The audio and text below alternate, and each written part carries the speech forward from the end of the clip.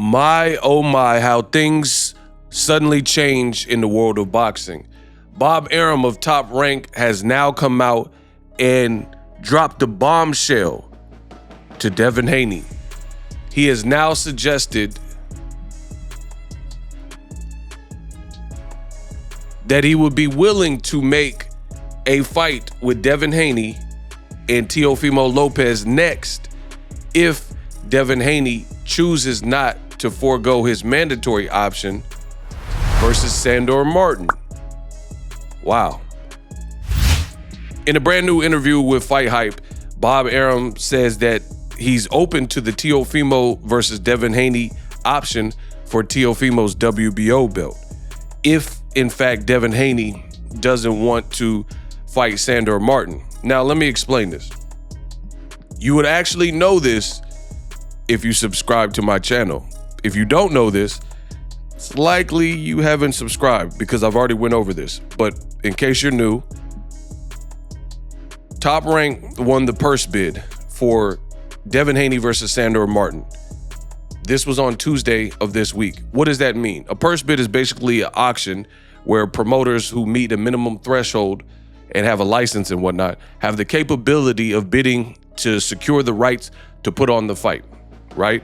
For example, I remember Marv Nation won the rights to Regis Prograis versus Jose Zepeda. Therefore, they put the fight on in LA, I believe.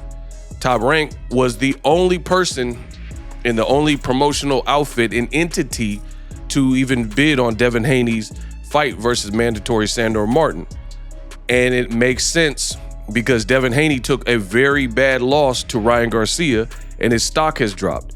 The other reason TOp Rank bid on this fight is because they have an obligation to Sandor Martin. Sandor Martin recently signed with TOp Rank, so it makes all the sense in the world for them to try to secure a big opportunity for their fighter. Devin Haney is more of a free agent, so he could float around. I've made some videos. I'll continue to make more videos, but that comes with some pros and cons. One of the cons would be Eddie Hearn recently did an interview and he says basically, and I'm paraphrasing, how can Devin Haney be mad at my company, Matchroom, and DAZN because we have no interest in bidding on the Sandor Martin fight? We don't like the fight. So why would we bid on it only to lose money? He says it's not a bad fight that Devin Haney shouldn't take, but it's also not a barn burner fight that DAZN was interested in. And Eddie Hearn continues in his interview by basically saying Devin has not committed to my company and DAZN exclusively, so we owe him nothing. That's basically what he's saying. We are not obliged or obligated to Devin Haney one bit. So coming off such a nasty loss to Ryan Garcia, this free agency has put Devin Haney in quite the pickle. So he has the ability to work with various promoters, but coming off such a bad performance, who wants to work with you, right? Especially on certain fights. Like Eddie Hearn says DAZN had no interest in the Sandor Martin fight because they don't feel it's like a commercial success where we're gonna make money, and we're not just here, it's a business, so we're not just here to throw money away. Now enter TOp Rank. So TOp Rank holds some very important cards. Devin Haney is at 140. Currently, he's a WBC champion. Currently, it shows he has a loss to Ryan Garcia. So if he fights Teofimo Lopez, then likely Teo would be the A side. Here's why. One, Teofimo's not coming off of a bad performance. Well, I guess you could say that Jermaine Ortiz wasn't his best performance, but either way, he won, unlike Devin Haney. The other big thing is Bob Arum floated this idea of Teofimo versus Devin Haney if he doesn't fight Sandor Martin. So Devin has two choices with TOp Rank, but here's the problem. If he doesn't fight Sandor Martin, he will likely be stripped, and then the WBC will arrange if Sandor Martin needs to fight someone for the WBC title or what else. You know, they'll go through the rankings or just appoint him as the champion, whatever they decide to do. But the bottom line is Devin Haney needs to fight Sandor Martin, and if he doesn't fight Sandor Martin, then he will likely be stripped of his title. So That's option one. But in the event that Devin Haney and team chooses option one, then he won't be a champion. So he would be entering, if he chooses not to fight Sandor Martin, because the purse bid was $2.4 million. That split comes down to about $1.5, $1.6 million for Devin Haney.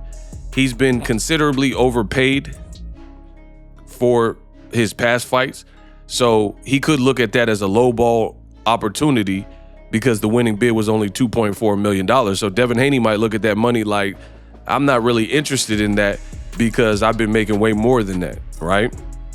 But he has to be realistic. He is coming off a loss or a performance. I mean, you could bring up the Ryan Osterine, but his stock has still dropped nonetheless. So I don't know what the Haneys will decide, but I'm definitely waiting, and I can't wait to see what is decided. Again, fight Sandor Martin, you're going to take a pay cut. It's what it is. And it's a pretty dangerous fight. If you don't, and you choose a different option, and you choose to forego, like, hey, I'm not taking no pay cut, I'm Devin Haney, I would rather lose my belt. Then that's what's going to happen. He's going to lose his WBC title, so he'll no longer be a champion at 140. He got the title from Regis Prograis in a dominant performance. About 6 months later, he gets destroyed by Ryan Garcia.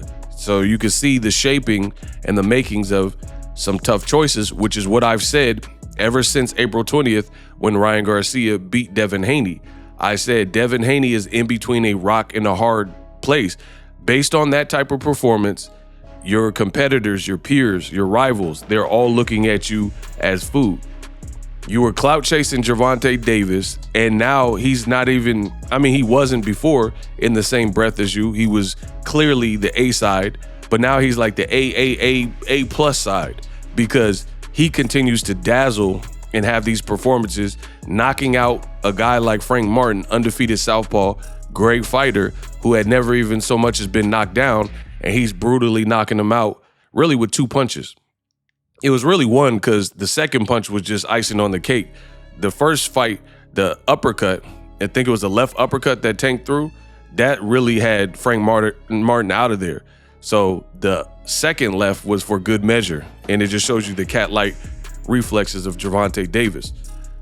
So the walls are closing in on Devin Haney. He has some very important career choices to make. Again, fight Sandor Martin, take a pay cut. It's a pretty dangerous fight because Sandor Martin can fight, and he's tricky, he's crafty, he has sneaky power, and also it's not a big fight. So I don't think you can continue being on pay-per-view with that particular fight, which is kind of what Eddie Hearn is saying. So Devin Haney, again, trying to clout chase Tank, he wanted to be a pay-per-view star, but then likely if he does fight Sandor Martin, they're going to have to pull him off pay-per-view because I can't imagine ESPN would put that on pay-per-view. But that's just my speculation. Or Bob Arum says he has another bigger fight, which you could put on pay-per-view, which is a long-standing rivalry between him and Teofimo. The only problem is if you didn't fight Sandor, you get stripped. If you didn't fight Sandor, you won't be a champion. So you would enter a Teofimo fight, assuming he gets past Steve Claggett later this month in Miami. You would enter that fight as a non-champion, and he has a WBO belt if he defends and beats Steve Claggett. So I would imagine Teofimo would be the A side, especially if he can impress with Steve Claggett, right? Because he'll be the champion and you won't be a champion, you'll be a challenger. So Top Rank would very well hold the cards, and this is another downside of the Haney's free agency.